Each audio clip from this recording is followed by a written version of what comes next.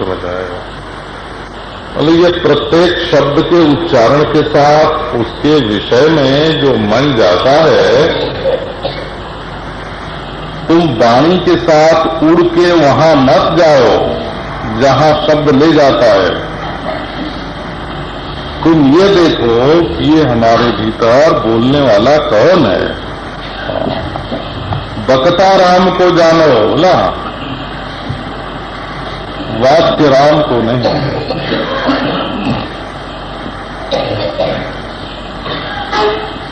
इसी से श्रोता, दृष्टा, मनता, विज्ञाता, जो सुन रहा है कानों के भीतर बैठ के, जो देख रहा है आंखों के भीतर बैठ के, जो सूंघ रहा है नाक के भीतर बैठ के, जो स्वाद ले रहा है जिह्वा के भीतर बैठ के, जो बोल रहा है वाणी के भीतर बैठ के, उस अपने आप को जानो। वक्तारं विजिज्ञासित, वक्ता के बारे में जिज्ञासा करो। वाचम न विजिज्ञासित। भिन्न भिन्न शब्दों के वाचक, भिन्न भिन्न अर्थों के वाचक शब्द तुम्हें भिन्न भिन्न पदार्थों में ले जाएंगे। उस वक्ता को देखो जो जिह्वा मूल में बैठकर, जिह्वा की जड़ में बैठ करके जिह्वा को शक्ति प्रदान करता है बोलने। अयम आत्मा जो बुद्धि के मूल में बैठ करके बुद्धि को, है ना, शक्ति देता है, देता है, बुद्धि ले लेती है। अयम आत्मा, ये आत्मा है। यच्च इह विषयान अस्ति, जो जागृत काल में इंद्रियों के द्वारा, मन के द्वारा विषयों का भोग करता है। यच्च स्वप्नावस्थायां सर्वान विषयान आदत्ते, जो स्वप्नावस्था में सारे विषयों का भीतर ही भीतर आदान कर लेता है। यच्च सुषुप्तौ, सुषुप्ति अवस्थायां आपनोति व्यापनोति, सामान्य ज्ञान के साथ एक होकर संपूर्ण विश्व सृष्टि में व्याप्त हो जाता है। यच्चास्य संततो भावा, जो देश काल वस्तु के परिच्छेद से परिच्छिन्न नहीं होता। तम आत्मानम विजिज्ञासित, उस आत्मा के बारे में जिज्ञासा करो, जानने की इच्छा करो। तो अयम आत्मा है बिल्कुल साक्षात अपरोक्ष। साक्षात अपरोक्ष का अर्थ आप जानते हैं।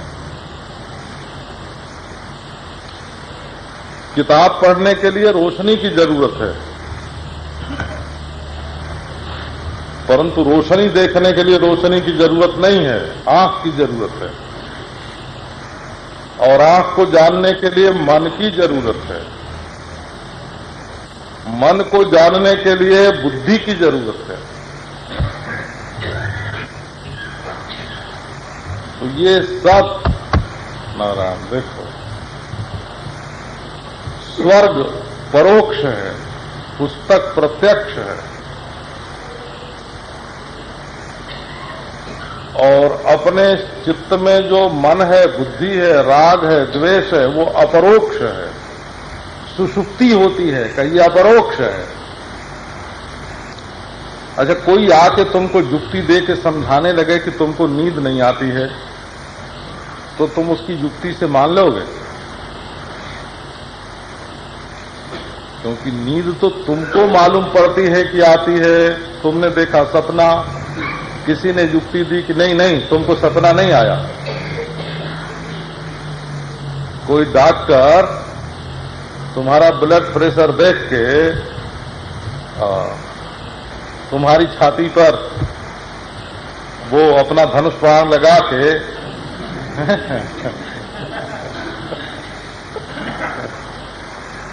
होता है ना, उसके पास एक फंदा होता है ना गले में जो डाले रहता है, तो वो फंदा तुम्हारी छाती पर लगा के अगर वो कहे कि नहीं तुमको नींद नहीं आती,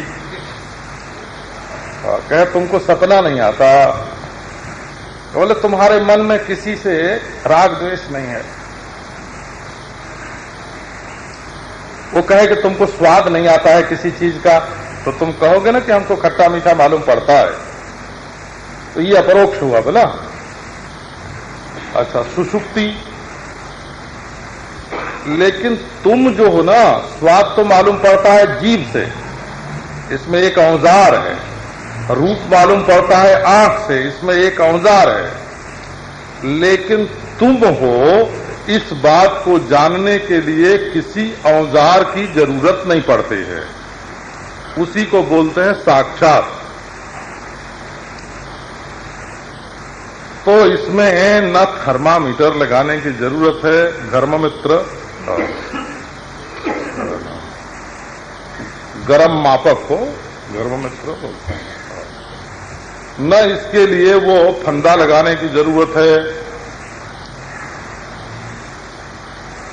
अरे भाई, हम हैं ये बात यंत्र से नहीं मालूम पड़ती, मन से नहीं मालूम पड़ती, बुद्धि से नहीं मालूम पड़ती, ये साक्षात अपरोक्ष है। कौन का? आत्मा।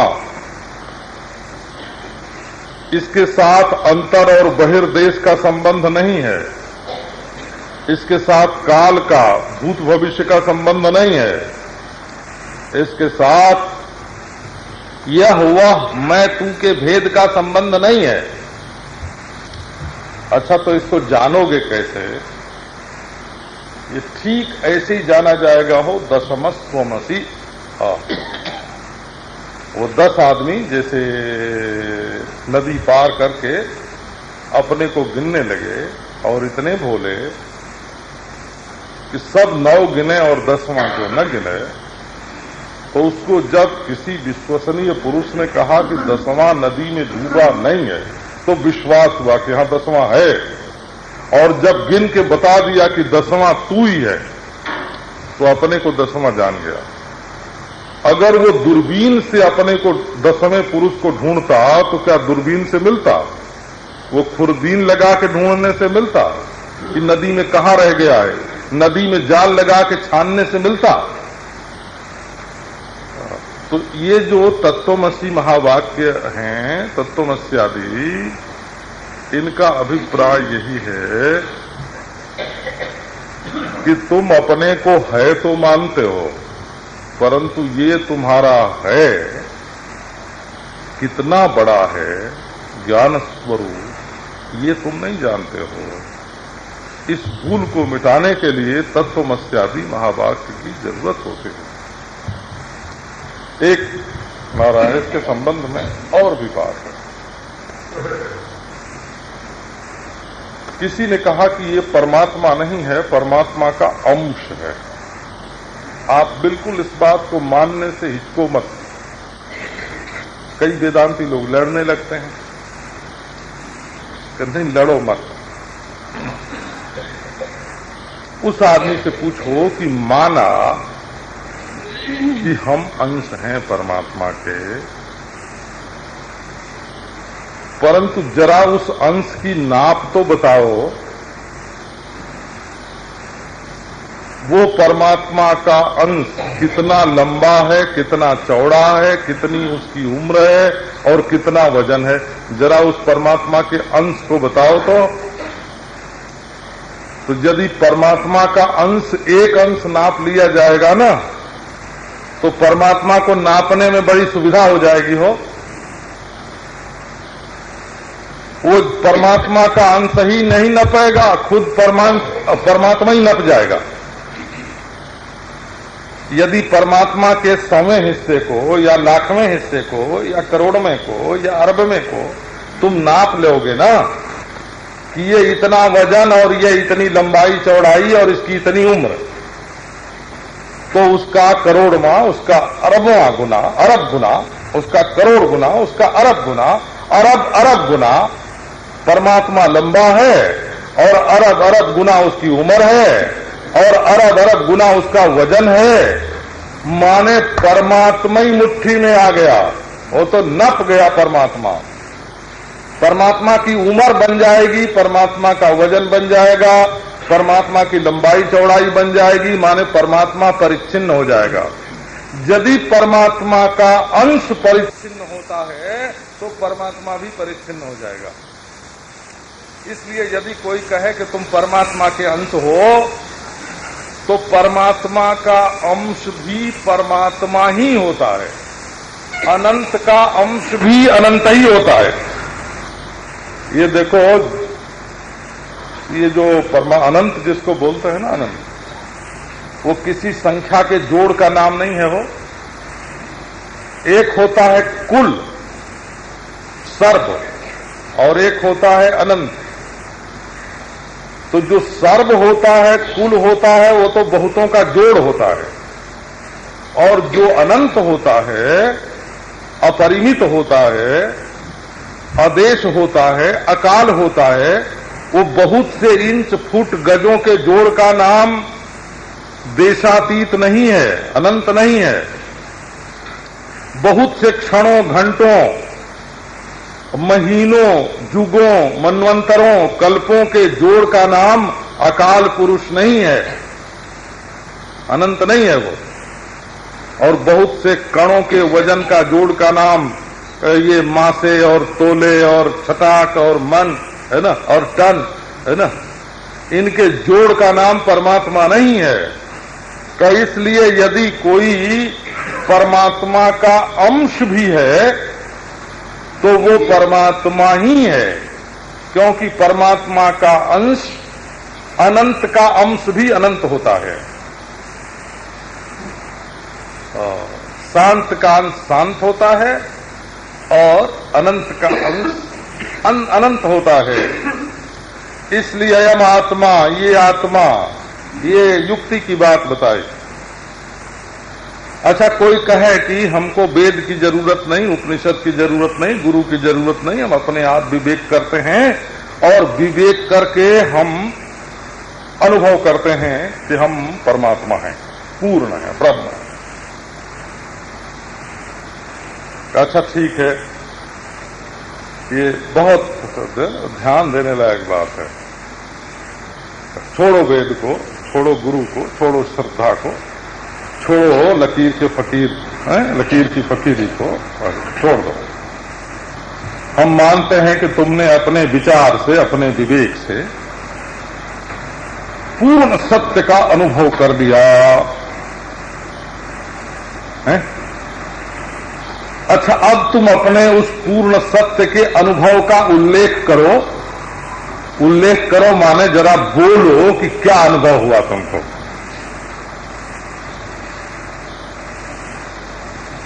बोले कि ठीक नहीं बोल सकते। अरे नहीं जानते हो इसलिए नहीं बोल सकते हो कि जानते हो और नहीं बोल सकते हो? बोले नहीं जानते हो और नहीं बोल सकते तब तो अज्ञानी हो, और जानते हो और नहीं बोल सकते हो, हैं?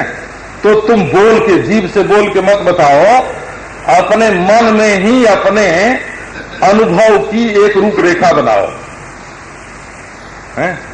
मत बोलो, हम जीभ पर ताला तुम्हारा मान रहे हैं, तुम अपने मन में ही सोचो कि क्या अनुभव हुआ तुमको, अपने अनुभव का उल्लेख करो। तो यदि तुमको ये अनुभव हुआ कि एक मैं हूं और एक दूसरा है, हैं? तब तो आधे तुम और आधा वो, पूर्ण का अनुभव नहीं हुआ ना तुमको। पहले हम पीछे वो, हैं? तो पहले वो पीछे हम, अधूरे हुए ना, पूर्ण का अनुभव कहां हुआ? यह और वह, वहां वो और यहां मैं, तो पूर्ण का अनुभव कहां हुआ तुमसे? यदि ब्रह्म में तुम हो तो तुम कम ब्रह्म है, और यदि तुम में ब्रह्म है तो ब्रह्म कम तुम हो। नारायण। अच्छा, तो अपने अनुभव का उल्लेख करो। अंत तो गत्वा अब अपने अनुभव को जब तुम नापोगे, जांचोगे अपने मन में, तो उसके उल्लेख का स्वरूप होगा अहम ब्रह्मास्मि, मैं ब्रह्म हूं, अर्थात मैं अद्वितीय, अविनाशी, परिपूर्ण है, स्वयं चैतन्य हूं। अच्छा, जब तुम्हारे अनुभव का उल्लेख यही हुआ, माने जब तुमने किसी भी भाषा में, तुम संस्कृत में मत सोचो, अंग्रेजी में सोचो, बोला कई लोग होते हैं अंग्रेजी में ही सोचते हैं ना, दूसरी भाषा में सोच नहीं सकते। तो किसी भी भाषा में सोच के तुम पूर्ण अनुभव का निरूपण अपने मन में करो, तो मेरे सिवाय और कोई नहीं है, मैं सत्य हूं। अच्छा, यदि मेरे सिवाय सत्य है तो वो सत्य अधूरा है, और यदि सत्य से अलग मैं हूं तो मैं असत्य हूं। तो सत्य दो नहीं हो सकता, ज्ञान दो नहीं हो सकता, आनंद दो नहीं हो सकता, न रहे। तो अंत तो गत्वा तुम्हारे अनुभव का स्वरूप ही यही होगा। तो या तो तुम वैदिक मत में प्रविष्ट हो गए, आ गए वहीं घूम फिर के हम ब्रह्मास्मि तत्वमसि अयम आत्मा ब्रह्म है, या तो तुमने नवीन वेद का निर्माण किया है। तो नवीन वेद का निर्माण क्या किया, जब अपनी पूर्णता का ही उल्लेख किया, तो नवीन वेद कहां से आया? तो कहने का अभिप्राय ये कि दशमस्त्वमसि इस वाक्य के श्रवण से जैसे अपना भ्रम मिट करके, है ना, अपने स्वरूप के संबंध में ही सच्चाई का ज्ञान होता है, इसी प्रकार ये जमे वैश वृणुते तेन लभ्य में अयम आत्मा प्रवचने न लभ्य। ध्यान करो जाके, प्रवचन शब्द का ध्यान करो। कैसे? प्रवचन जो करता है वो कुछ सोच विचार के करता है, मूर्खता से तो करता नहीं है। मूर्ख की बात भला जिसके बुद्धि में पहले वस्तु आरूढ़ नहीं हुई, वो प्रवचन क्या करेगा? प्रोच्यते इति प्रवचनाम। प्रकृष्ट उक्ति का नाम प्रवचन है। प्रकृष्ट उक्ति क्या है? विपरीत अर्थ, मिथ्या अर्थ का प्रतिपादन न करे, तब न वो प्रवचन होगा। तो जिसको सत्य अर्थ का ध्यान होगा वही प्रवचन करेगा। तो निधिध्यासन करके आए और प्रवचन करने लगे, बोले कि निधिध्यासन से परमात्मा की उपलब्धि नहीं होती।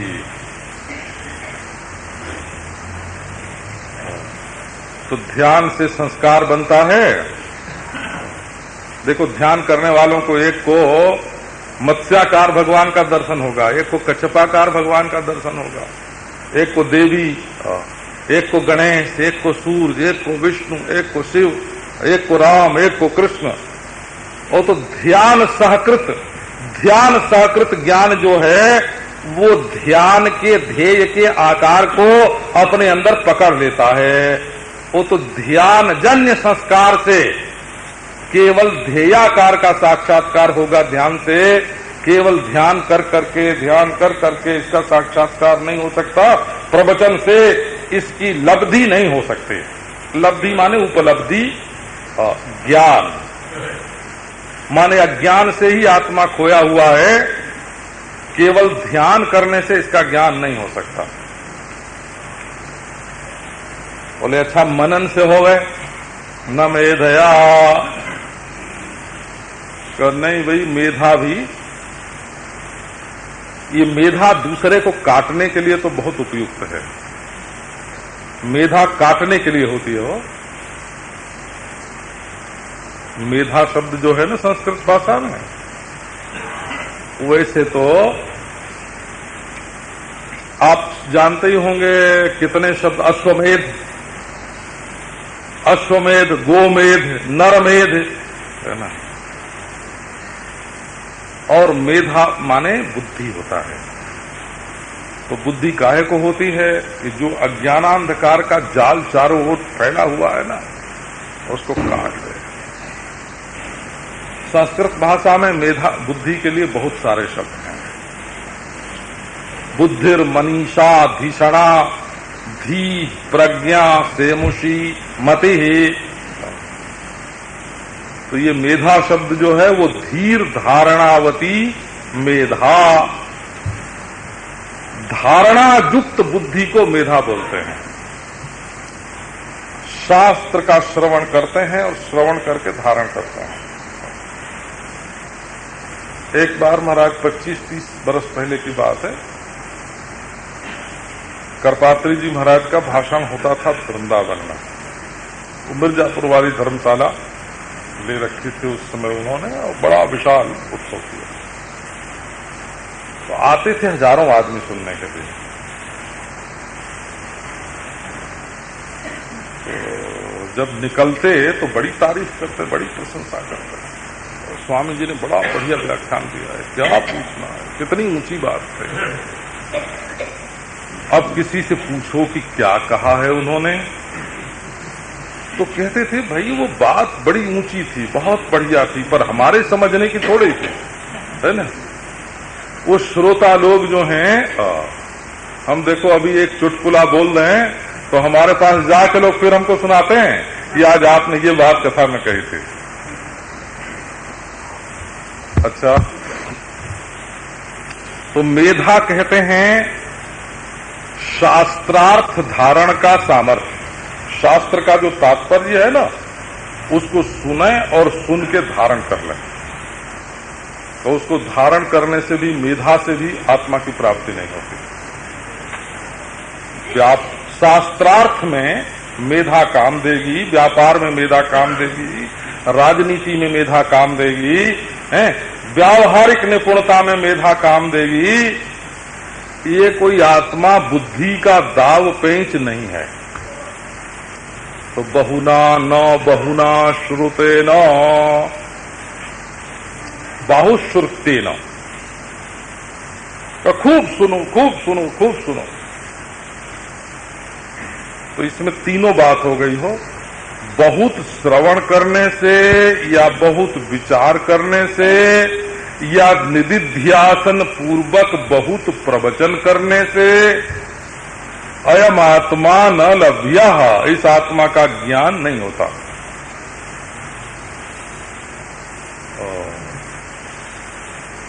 एक आदमी जो है वो व्याख्यान दे रहा कि आकाश की नीलिमा जो है वो कितनी गहरी है। तो उसने सुना भी बहुत था, और इसी नीलिमा के भीतर तो लोक पर लोक, तारे पर तारे, है ना, और स्वर्ग लोक और ब्रह्म लोक सब इसी के भीतर निकलते हैं। अब वो नीलिमा की गहराई पर व्याख्यान दे रहा, कितनी गहरी है। आपको भी मालूम होगा, शायद आप लोगों में से कई लोग नाप दें उसको, है ना।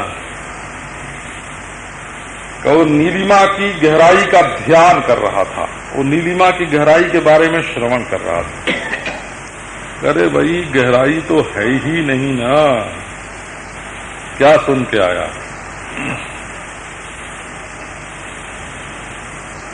एक आदमी औसत निकाल रहा था काहे का, तो मृग तृष्णा के जल का। मरुस्थल में जो पानी मालूम पड़ता है ना, उसकी औसत गहराई कोई निकाल रहा था, तो ये नहीं निकलता। नायम आत्मा प्रवचने न लभ्यो। बात यह है कि सुन के भी उस शब्द का अर्थ हमको जितना मालूम है उतना ही समझते हैं जोड़ तोड़ करके, और जितना संस्कार है प्रतिभा वहीं तक काम देती है।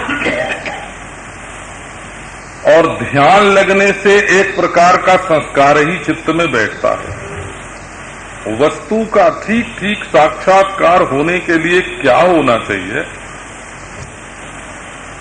यमे वैश वृणुते तेन लभ्यः तस्यैष आत्मा विवृणुते तनुं स्वाम।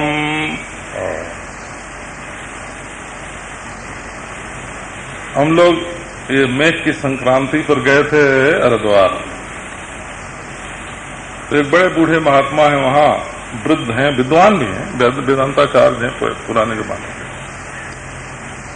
संभवतः व्याकरणाचार्य भी हैं, वृद्ध हैं। अभी शरीर 70-75 बरस का होने पर भी बहुत दृढ़ है, गौरवर्ण है। वो भरी सभा में महाराज ललकार दिया उन्होंने, बोले कि अच्छा कोई बता दे कि आचार्यों में शंकराचार्य के सिवाय और किसी आचार्य ने उपनिषद पर व्याख्या क्यों नहीं की? ऐसे हो भरी सभा। ब्रह्मसूत्र पर तो व्याख्या सब करते हैं, और ब्रह्मसूत्र तो श्रुतियों का ही तात्पर्य बताता है। फिर पृथक से शब्दशः मंत्रशः किसी ने उपनिषद की व्याख्या क्यों नहीं की?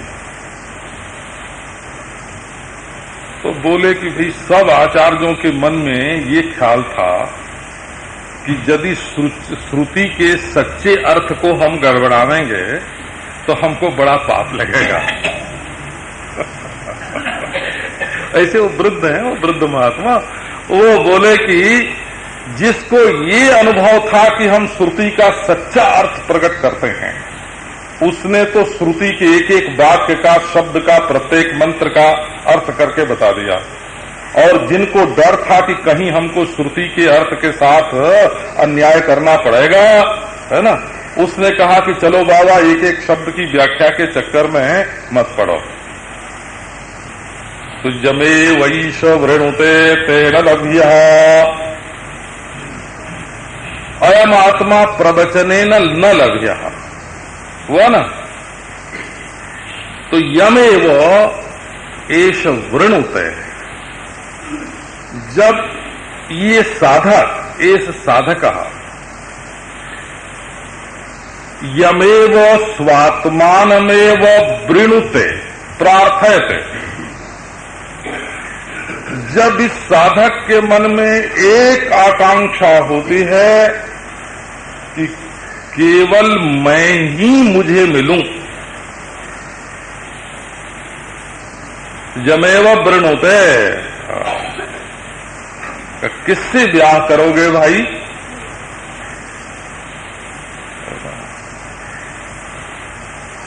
तो जहां बरमाला अपने ही गले में पड़ती है, मैं जो भोग चाहेगा वो अपने गले में बरमाला कैसे डालेगा? एक कन्या है, वो उसको बरमाला डालना है किसी के गले में, तो यदि उसको है ना दाम्पत्य जीवन व्यतीत करना है, गृहस्थ जीवन व्यतीत करना है, वर वधू के रूप में रहना है, तो वो पुरुष के गले में माला डालेगी ना। बोले यहां तो ऐसा चाहिए साधक, ऐसा चाहिए जिज्ञासु, जो दूसरे के गले में बरमाला न डाले, अपने ही गले में बरमाला डाले। माने मैं के साक्षात्कार के सिवाय और कुछ चाहता ही नहीं हूं, मैं केवल आत्मोपलब्धि चाहता हूं। हे भगवान नारायण। तो तेन दरिद्रा लभ्यः, ऐसा विचित्र वर्ण करने वाला चाहिए। ये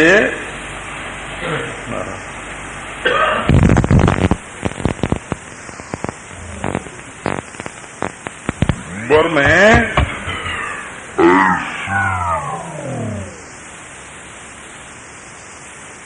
ये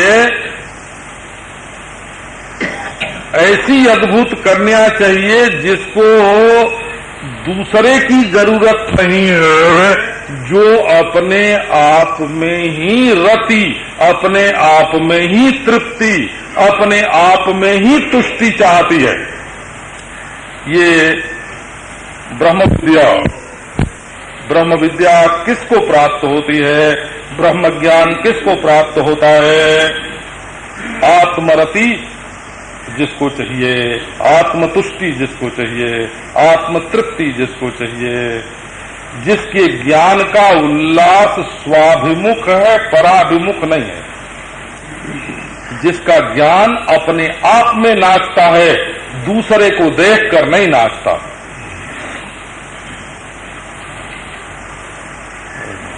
जिसकी जीभ दही बड़ा देखकर नाच उठती है, जिसकी नाक इत्र की गंध से नाच उठती है, जिसकी आंख बाहर के सौंदर्य को देख करके नाच उठती है, उसने तो उसके गले में बरमाला डाल दी ना।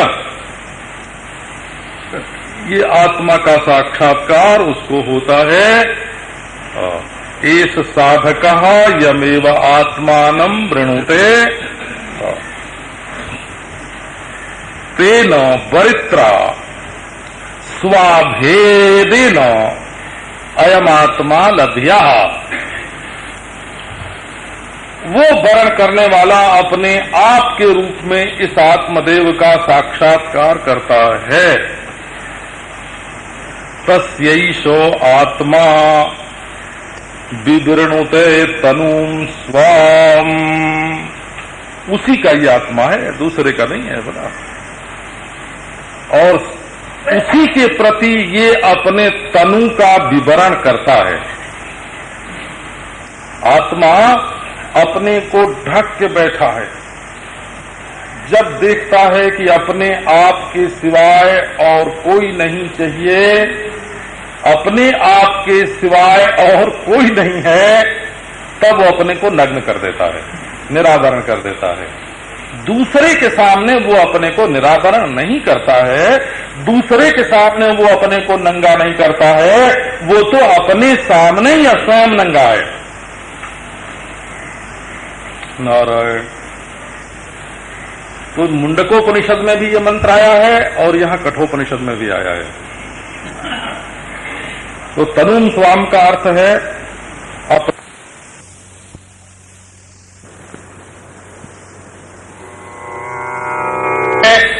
तब वो अपने को नग्न कर देता है, निरावरण कर देता है। दूसरे के सामने वो अपने को निरावरण नहीं करता है, दूसरे के सामने वो अपने को नंगा नहीं करता है, वो तो अपने सामने ही स्वयं नंगा है। नारायण। तो मुंडकोपनिषद में भी ये मंत्र आया है और यहां कठोपनिषद में भी आया है। तो तनुम स्वाम का अर्थ है अपना जाथात्म्य, अपना स्वरूप, अपना पारमार्थिक स्वरूप, सच्चा स्वरूप। तो मुंडकोपनिषद में तेन का अर्थ लिखा है वर्णेन, और यहां कठोपनिषद में तेन का अर्थ लिखा है वरित्रा। दोनों ही शांकर भाष्य हैं, एक ही आचार्य के भाष्य हैं। दोनों में फर्क क्या हुआ कि ये जो केवल आत्मवर्ण है, मुझे मेरे स्वरूप ज्ञान के सिवाय और कुछ चाहिए ही नहीं, ये जो अनात्म प्रत्यय का तिरस्कार करके नेति नेति करके स्वरूप साक्षात्कार में दृढ़ निष्ठा है, इस निष्ठा से ही प्राप्त होता है। तो वहां साधन का प्रसंग है। वो वर्ण माने आत्म वर्ण की दृढ़ निष्ठा। वहां साधन के प्रसंग में ये मंत्र आया है, इसलिए वर्ण से प्राप्त होता है, ये बात कही गई। और यहां साधन के प्रसंग में नहीं है, यहां आत्मा के निरूपण के प्रसंग में है। इसलिए स्वयं च तत्वम स्वयमेव लब्धाम। अच्छा, एक भक्ति की दृष्टि से एक बात ये देखो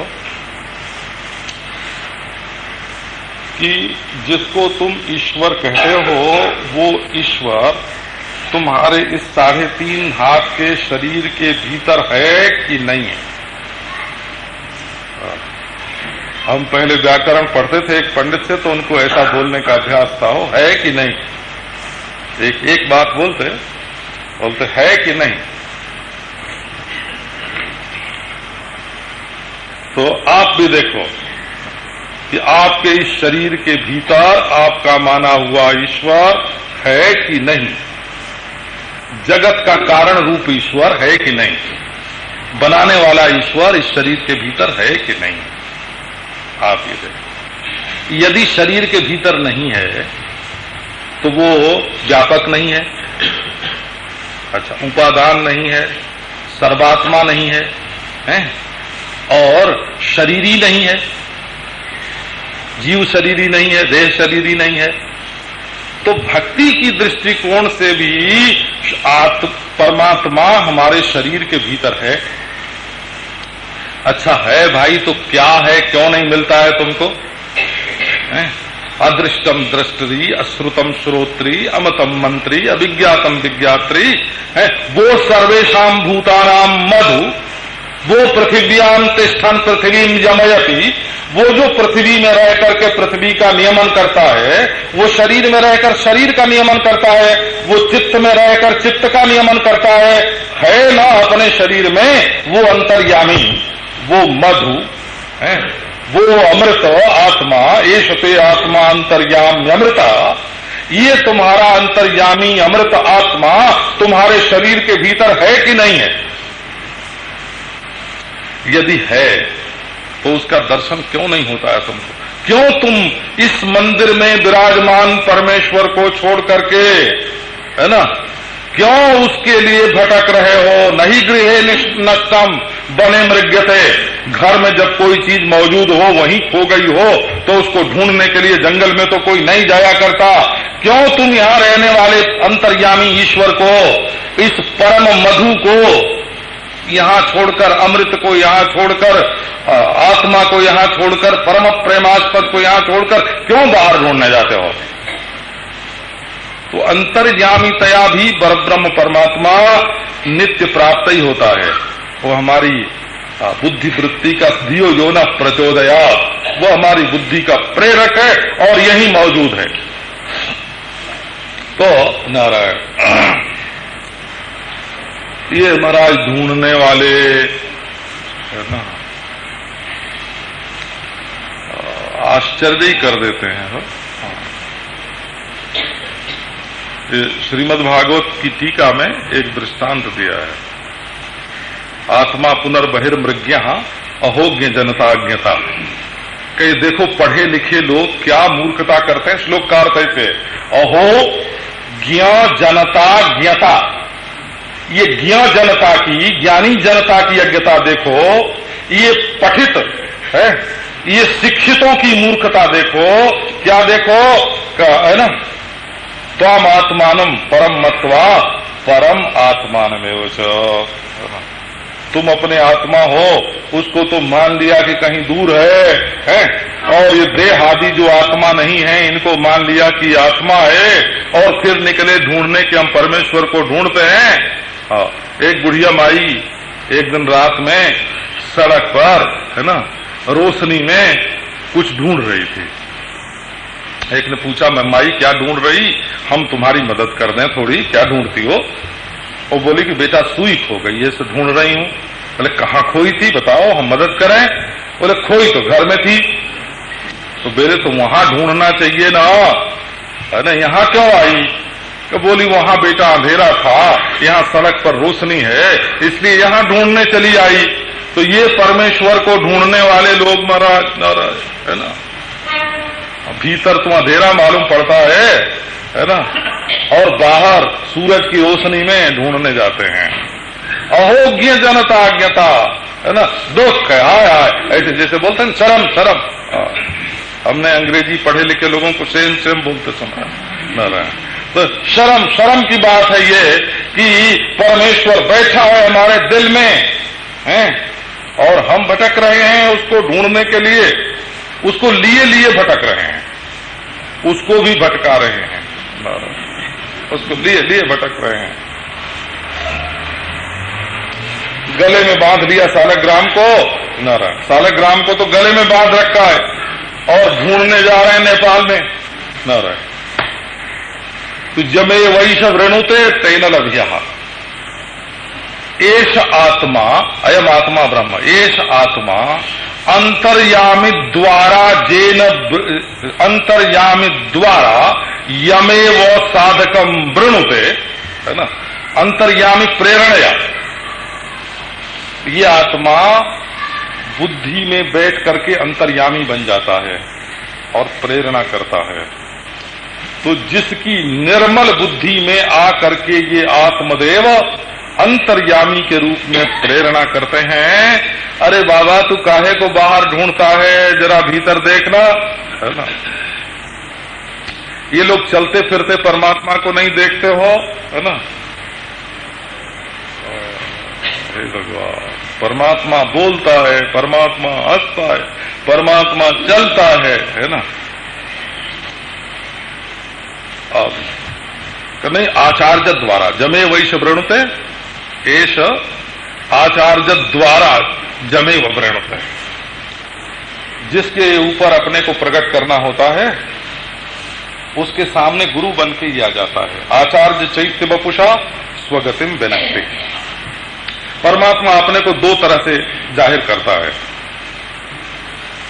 एक तो गुरु के द्वारा जाहिर करता है, दशमस्तमसी तू दसवां पुरुष है, और एक चैत्य वपुषा अहम दशमोस्मि, मैं दसवां हूं। जो तुमको बताता है कि तुम ब्रह्म हो, उसके द्वारा परमात्मा तुम्हारे सामने अपने को प्रकट कर रहा है। एक तो परमात्मा के वो जमे वैश वृणुते एष आचार्य यमेव साधकम वृणुते। कहो आओ शिष्य, हम तुम्हारा अज्ञान मिटा दें, जो मैं सो तुम। गुरु कहता है जो मैं सो तुम, और शिष्य कहता है कि बाबा ये दरिद्र और मैं धनी, कहीं मैं तुम करके ये हमारा पार्टनर न बन जाए, बोला हिस्सेदार न बन जाए हमारे पैसे में, है ना। ये चेले नहीं है, वो चेले हैं, बोला।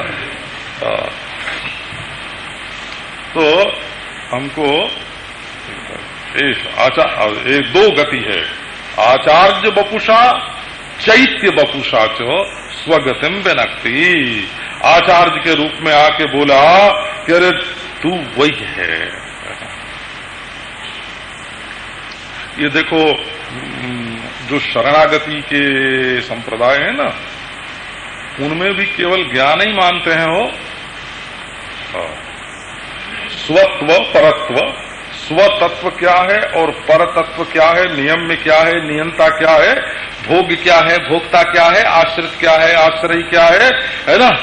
ये शरीर क्या है, शरीरी क्या है, केवल इसके ज्ञान को ही शरणागति मानते हैं। तो आचार्य जो है वो इसको प्रकट कर देता है और अपने हृदय में ये दृढ़ निश्चय हो जाए, विचार के द्वारा निश्चय होवे, श्रद्धा के द्वारा निश्चय होवे, वेद शास्त्र आदि पुराणों के द्वारा निश्चय होवे। क्योंकि ये स्थूल भौतिक यंत्र के द्वारा इसका निश्चय नहीं हो सकता। यहां तक कि समाधि के द्वारा भी इसका निश्चय नहीं हो सकता। इसका कारण ये है कि अपने जो संस्कार हैं ना, देखो समाधि में तो कुछ मालूम नहीं पड़ता, और उठते हैं तो फिर वही माँ मालूम पड़ती है, वही बेटा बेटा मालूम पड़ता है, वही तिजोरी तिजोरी मालूम पड़ती है, और वही कल का अपना कल का मालूम पड़ता है। तो संस्कार सारे के सारे समाधि में शांत हो जाते हैं, और समाधि उसे उठने पर वे सब के सब जागृत हो जाते हैं। इसलिए समाधि से उठने के बाद अपने संस्कारों से अतिरिक्त और कुछ नहीं। वो तो जरा दब गया था थोड़ी देर के लिए, तो वो सत्य जिस पर संस्कार का हमारे असर न होवे, हमारे विकार का भी असर न होवे, और जिसके लिए कोई प्रकार भेद भी अपेक्षित न होवे, वो संस्कार विकार प्रकार के भेद से, आकार के भेद से, आकार भेद, संस्कार भेद, विकार भेद और प्रकार भेद, ये चारों भेद प्रकृति के राज्य में हैं। परमात्मा के राज्य में आकार विकार संस्कार प्रकार ये चारों नहीं हैं। तो बाबा चैत्य वपुषा हृदय में प्रकट होकर के बोल दे कि ये मैं हूं, अथवा गुरु के रूप से प्रकट होके बोल दे कि ये तू है। अंतर्यामी के द्वारा प्रेरित करे, स्वयं आविर्भूत हो जाए। ये आत्मा अपने शरीर को प्रकट करते ही उसके सामने है। और तस्यैष आत्मा विवृणुते तनुम स्वाम। विवरण करना, विवरण करना माने खुलासा करना। अब हम इस मंत्र का विवरण करते हैं। विवरण करते हैं माने खुलासा करते हैं। श्री कृष्णाय नमः। तो विवरण करने का अर्थ होता है निरावरण करना। निरावरण, बी माने विगत और वरण माने आवरण। विवरण माने विगतावरण, आवरण रहित कर देना। अब ये बताओ कि कैसे साधक को परमात्मा की प्राप्ति होती है, हमारे अंदर क्या होना चाहिए। ना विरतो दुश्चरितात्, ना शांतो ना समाहितः, ना शांत मानसो वापि प्रज्ञानेनैनमाप्नुयात्।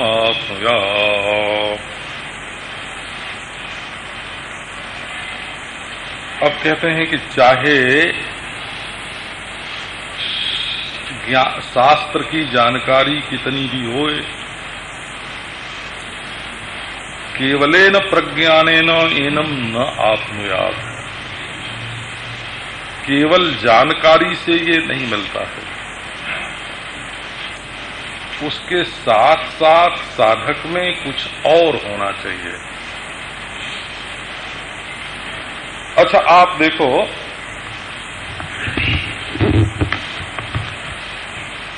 परमात्मा बेईमानी से नहीं मिल सकता। तो दूसरी बात बताते हैं, परमात्मा ईमानदारी से नहीं मिल सकता। लो, अच्छा, परमात्मा दान से नहीं मिल सकता। बोले भाई ये क्या बात हुई? अब ये लोग तो नारायण है ना। तो देखो, जो बेईमानी करता है वो धन को कीमती समझता है कि नहीं? धन को अगर बहुत कीमती न समझता तो वो अन्याय से, झूठ से, है ना, ठगी करके, धोखा दे के दूसरे को, अपने दिल को बिगाड़ के धन को क्यों चाहता? दिल को बिगाड़ता है और धन को बनाता है, वो तो बेईमान है ना। अच्छा, तो उसके मन में कीमत किसकी है? धन की है कि दिल की है? हैं? अच्छा देखो, बड़ी भारी ईमानदारी बरत रहा है, काहे के लिए? बोले धन कमाने के लिए।